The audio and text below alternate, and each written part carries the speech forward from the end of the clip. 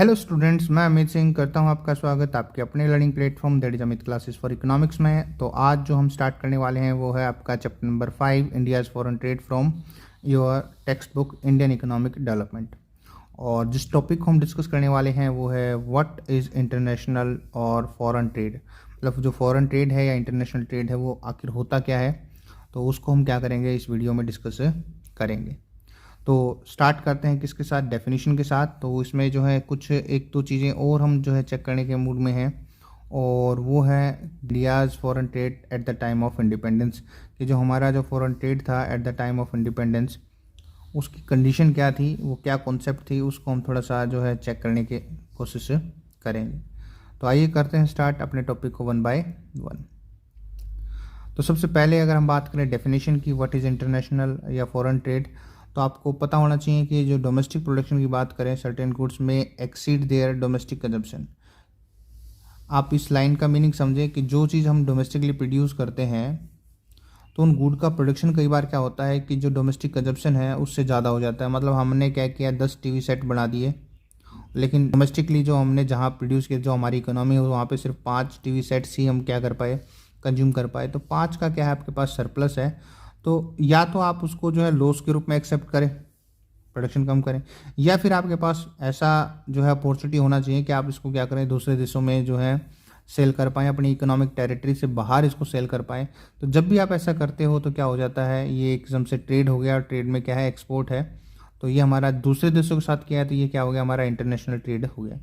Same अगर इसी वजह से अगर हम बात करें, कुछ चीज़ें ऐसी होती हैं जिसका कंजप्शन ज़्यादा हो जाता है, ठीक है जी। जैसे मान लेते हैं हम मेडिसिन की बात करते हैं, और हमें जो हमारे देश में जो है ना 10 लाख करोड़ की जो है मेडिसिन की रिक्वायरमेंट है, लेकिन प्रोडक्शन जो है सिर्फ कितने का होता है, 5 लाख करोड़ रुपए की वैल्यू की जो है मेडिसिन को प्रोड्यूस करते हैं। तो 5 लाख करोड़ की जो मेडिसिन की जो कमी रह गई, जो हमारे देश में नहीं थी, तो वो हमने क्या किया उनके लिए, फॉरेन जो कंट्री जहाँ पे इसका सरप्लस था वहाँ से क्या किया, इसको इंपोर्ट किया। तो जब भी कोई इकोनॉमी अपने डोमेस्टिक कंजम्पशन से कम या ज़्यादा चीज़ें प्रोड्यूस करती है, तो एक नीड जनरेट होती है कि भाई उस सरप्लस का क्या किया जाए या उस डेफिसिट का क्या किया जाए। तो वहाँ पे जो है आपका इंटरनेशनल जो ट्रेड है वो जनरेट होता है, कि जहाँ पे सरप्लस है वहाँ से चीज़ें आप मंगवा लीजिए, और जहाँ डेफिसिट है और आपके पास जिन चीज़ों का सरप्लस, आप उन चीज़ों को क्या कर दीजिए, एक्सपोर्ट कर दीजिए। तो इकोनॉमी को क्या मिलेगा, कुछ बेनिफिट मिलेगा, कुछ पैसा जो है वो अर्न करेगी, ठीक है जी। इसी को हम क्या नाम दे देंगे, इंटरनेशनल ट्रेड।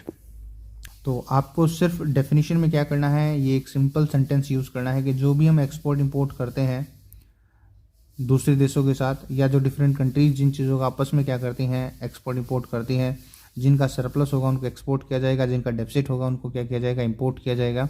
तो उसी को हम क्या बोलते हैं, इंटरनेशनल ट्रेड बोलते हैं।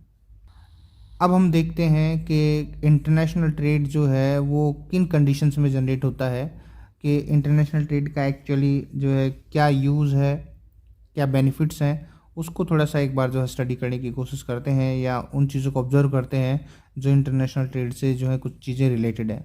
तो जो सबसे पहला पॉइंट आता है वो ये आता है कि जो इंटरनेशनल जो ट्रेड होता है, जो स्टार्ट होता है, वो बेस्ड होता है किसके ऊपर, इंटरनेशनल स्पेशलाइजेशन के ऊपर।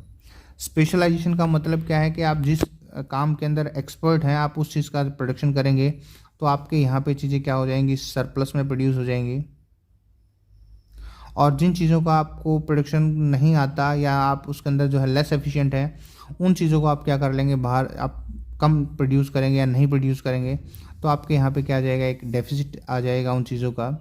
तो जिन चीज़ों का डेफिसिट है वहाँ दूसरे देशों से क्या कर लीजिए, आप उनको इंपोर्ट कर लीजिए, और जिन चीज़ों का आपके पास सरप्लस है उनको आप क्या कर दीजिए, एक्सपोर्ट कर दीजिए।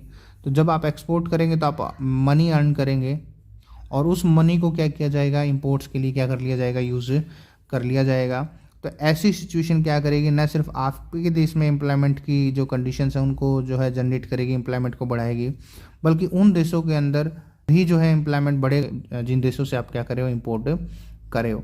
तो पूरी वर्ल्ड इकोनॉमी की बात करेंगे तो इंटरनेशनल ट्रेड क्या करता है, ओवरऑल जो है अनएम्प्लॉयमेंट की जो सिचुएशन उसको ख़त्म करता है, और पूरे दुनिया की जो इकोनॉमी की जो ग्रोथ है उसको क्या करता है, प्रमोट करता है। स्पेशलाइजेशन का मतलब आप सिंपली समझें, जैसे मैं बात करता हूँ, एक इंडिया का मैंने एग्जांपल ले लिया, दूसरा जो एग्जांपल हम किसका लेते हैं, नेपाल का लेते हैं,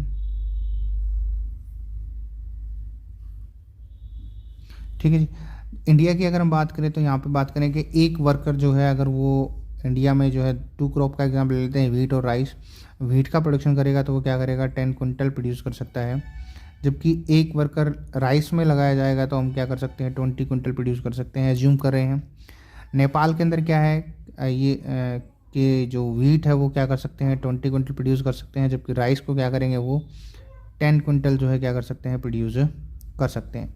कुछ इस तरीके का डाटा है। तो ये हमने इसलिए एज्यूम किया है कि इंडिया जो है वो थोड़ा सा जो है क्लाइमेटिकली राइस के लिए ज़्यादा सूटेबल है, जबकि नेपाल जो है वो क्लाइमेटिकली जो है व्हीट के लिए ज़्यादा सूटेबल है। तो इस तरीके से हमने क्या मान लिया कि नेपाल जो है वो व्हीट में जो उसकी ज़्यादा प्रोडक्टिविटी है लेबर की, या उसकी ज़मीन जो है व्हीट के लिए ज़्यादा मतलब सूटेबल है, और इंडिया की जो प्रोडक्टिविटी वो किस में है और राइस में ज़्यादा है। तो मतलब इंडिया जो है राइस के अंदर स्पेशलाइज्ड है और नेपाल जो है वो किसके अंदर है, व्हीट के अंदर स्पेशलाइज्ड है।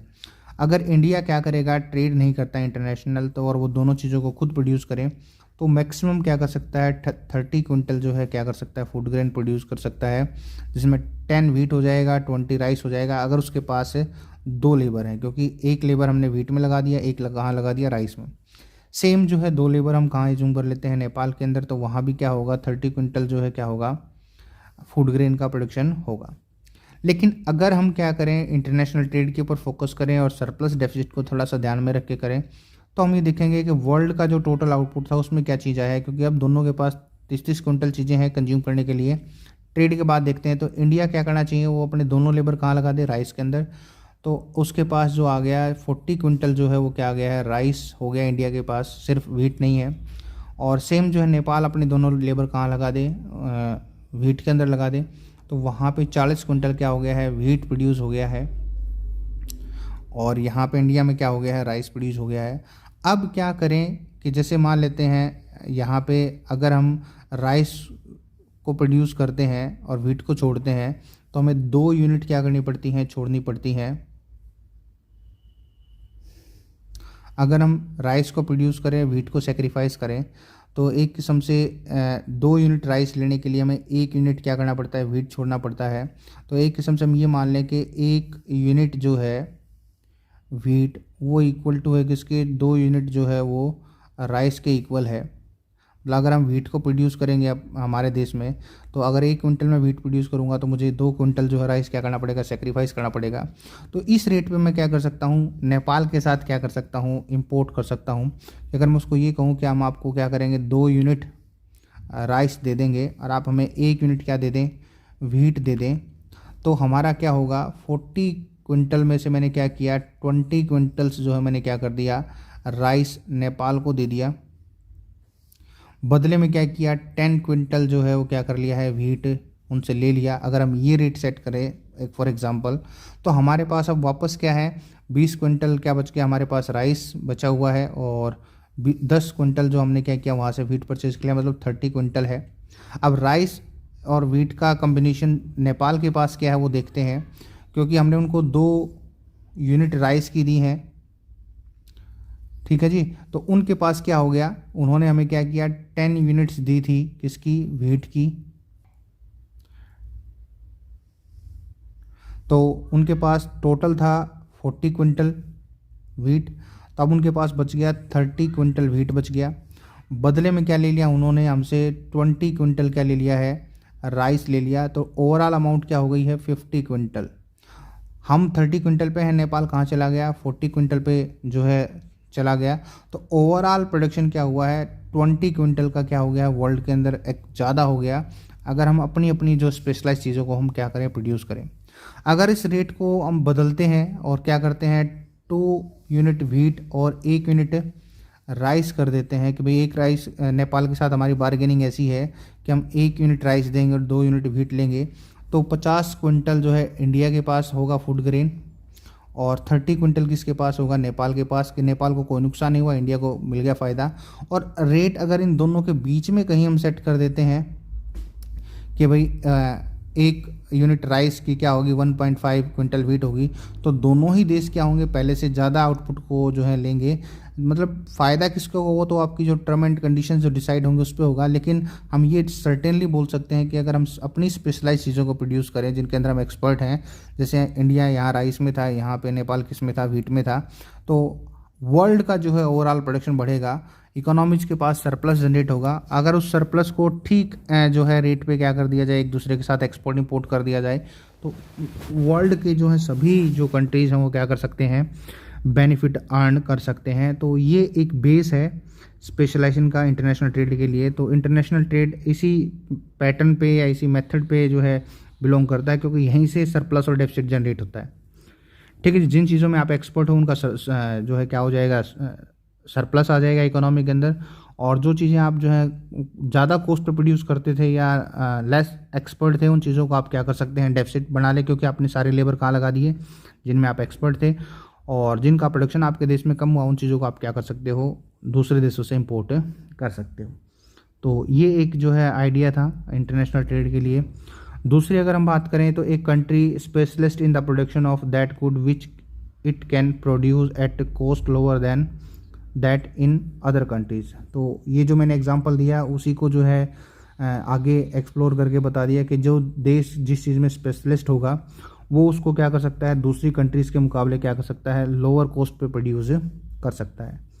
International trade thus facilitates export of goods to rest of the world at a price higher than its domestic market. कि भाई हमने वो सरप्लस बना दी है, आपने वो लो कॉस्ट पे प्रोड्यूस करती, दुनिया उसको 10 रुपये में पर यूनिट प्रोड्यूस करी है, मान लेते कोई एक्स गुड है, आपने उसको 5 रुपये पर गुड प्रोड्यूस कर दिया, तो आप वहाँ 10 क्यों बेचे, आप वहाँ 8 रुपये में बेचे, 7 रुपये में बेचे। मतलब आपका जो वर्ल्ड का जो प्राइस है, जो कमोडिटीज़ का वर्ल्ड में जो आप बेचोगे, वो क्या हो जाएगा, कम हो जाएगा, जिससे आपको क्या मिलेगा, बेनिफिट मिलेगा।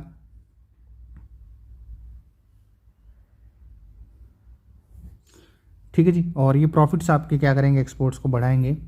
नेक्स्ट है it facilitates import of goods at price lower then in the domestic market. दूसरा, आपने जो चीज़ें आप ज़्यादा कॉस्ट पे प्रोड्यूस करते थे, 15 रुपये मान लेते हैं पर यूनिट पड़ता था, अगर पूरी दुनिया ने उसको क्या कर दिया है, सस्ता बना दिया है। जैसे यहाँ पे हमने एग्जांपल लिया कि दुनिया में जो है कॉस्ट क्या थी, 10 रुपये थी, आपने वो 5 रुपये बना दी, तो आपके लिए क्या हो गया, वो सस्ती है, कॉस्ट कम है, तो आप उसको सस्ता बेचेंगे 7 रुपये में, तो आपको तो प्रॉफिट मिलेगा ही मिलेगा। वर्ल्ड की इकोनॉमी थी, उनको भी तो फ़ायदा मिला कि भी जो 10 रुपये में वो प्रोड्यूस करते थे, अपने 10 रुपये के रिसोर्सेज जो है वेस्ट करते थे, अब उन सिर्फ 7 रुपये से क्या कर सकते हैं, वो चीज़ें जो है अचीव कर सकते हैं। तो इंपोर्ट क्या होगा, आपके लिए सस्ते हो जाएंगे। डोमेस्टिक मतलब एक्सपोर्ट में आपको प्रॉफिट बढ़ेगा हर देश को, और इंपोर्ट क्या होने वाले हैं, उन हर देश के लिए क्या होने वाले हैं, सस्ते होने वाले हैं। ये जो है बेनिफिट मिलेगा। और इसके अलावा जो है क्या करेगा भाई, it will wider the size of market, आपका मार्केट का साइज बढ़ जाएगा, सिर्फ आप डोमेस्टिक ही नहीं, पूरी दुनिया आपकी जो है मार्केट होगी, तो कहीं भी कैसे भी जो है वो आप क्या कर सकते हो, अपनी चीज़ों को बेच सकते हो। तो ये चीज़ें क्या करेंगी, हमारे जीडीपी को बढ़ाएंगी, जो वर्ल्ड की जो इकोनॉमीज है उनको नज़दीक लेके आएंगी। एक बोलते हैं ना वसुधैव कुटुंब, वो कुछ ऐसा ही कॉन्सेप्ट बन जाएगा कि पूरा दुनिया जो है वो एक गाँव में कन्वर्ट हो जाएगा, और सभी जो है एक दूसरे पे मिलजुल के जो है आगे बढ़ेंगे।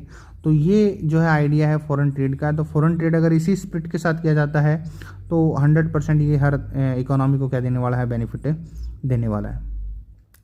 अब हम बात करते हैं कि ट्रेड इतना इम्पोर्टेंट है, ट्रेड इतना बेनिफिट दे सकता है। ठीक है जी, प्रोडक्शन जो है बढ़ सकता है, प्रॉफिट्स जो है बढ़ सकते हैं, जो चीज़ें हम प्रोड्यूस नहीं करते उनको हम इंपोर्ट कर सकते हैं। तो इंडिया के फॉरेन ट्रेड की अगर हम बात करें तो वो कैसा था at the time of independence, और जो हमने पॉलिसीज़ जो बनाई उनकी वजह से उसमें क्या चेंज आया।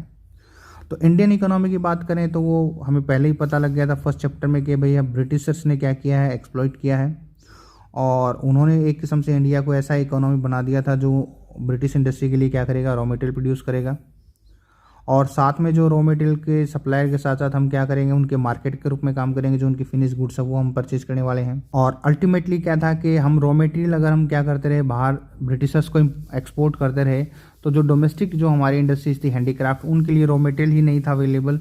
तो धीरे धीरे हमारा जो इंडस्ट्रियल स्ट्रक्चर है वो क्या हो गया है, ख़त्म हो गया है। ये चीज़ें हम स्टडी कर चुके हैं, ये फिर हमने जो है फिर क्या किया, बस आपको रिमाइंड करवाया कि हम ट्रेड के बारे में ही बात कर रहे हैं या उसके बारे में बात करना चाहते हैं। On the eve of independence our balance of trade की अगर हम बात करें तो वो फेवरेबल था। Our exports were greater than the our imports, हमारे एक्सपोर्ट्स जो थे वो इम्पोर्ट से क्या थे, ज़्यादा थे। और अगर आप उसका जो है थोड़ा सा और डाटा चेक करें तो क्या था कंडीशन, तो आप देख सकते हैं हमारा जो बैलेंस ऑफ ट्रेड था, या हम कहें एक्सपोर्ट जो थे वो इम्पोर्ट से जो है 31 करोड़ ज़्यादा थे, कब 1946 और 1947 में। लेकिन एक साल के अंदर ये जो सरप्लस जो था हमारा जो बैलेंस ऑफ ट्रेड सरप्लस दिखाता था, वो सिकुड़ के क्या हो गया था, 14 करोड़ हो गया था। मतलब सरप्लस हमारे कम हो रहे थे धीरे धीरे। तो ये कुछ था। डायरेक्शन की बात करें तो हम किसके साथ जुड़े हुए थे, ब्रिटेन को हम क्या करते थे, ट्रेड करते थे। और ब्रिटेन और यूएसए जो हमारे जो है मोर देन 50% ट्रेड को क्या करते थे, एक किस्म से उनकी मोनोपोली थी। कंपोजिशन जैसे हमने बात ही कर लिया कि बैकवर्ड इकोनॉमी की तरह हम क्या करते थे, जो रॉ मटेरियल वगैरह है उन्हीं को हम क्या करते थे, एक्सपोर्ट करते थे, और जो फिनिश गुड्स हम क्या करते थे, उनको इंपोर्ट करते थे। तो ये एक किस्म से वही फर्स्ट चैप्टर के पॉइंट है, रिमाइंड करवाने के लिए कि भाई हमारा ट्रेड एक्चुअली था कैसा। और फिर हम ये सीखने वाले हैं कि इस चैप्टर के अंदर जो इंडिया ने जो फॉरेन ट्रेड पॉलिसी बनाई है उससे ट्रेड में चेंज क्या आया है, ट्रेड के अंदर किस तरह के जो है नए चेंजेस आए, डायरेक्शन में क्या चेंज आया, कंपोजिशन में क्या चेंज आया, वॉल्यूम में क्या चेंज आया। तो नेक्स्ट वीडियो में हम जो है न्यू जो पॉलिसीज हमने इंप्लीमेंट की है उसके क्या इम्पैक्ट रहे हैं, उनके बारे में धीरे धीरे क्या करेंगे, स्टडी करेंगे। आज का वीडियो यहीं तक। Thank you.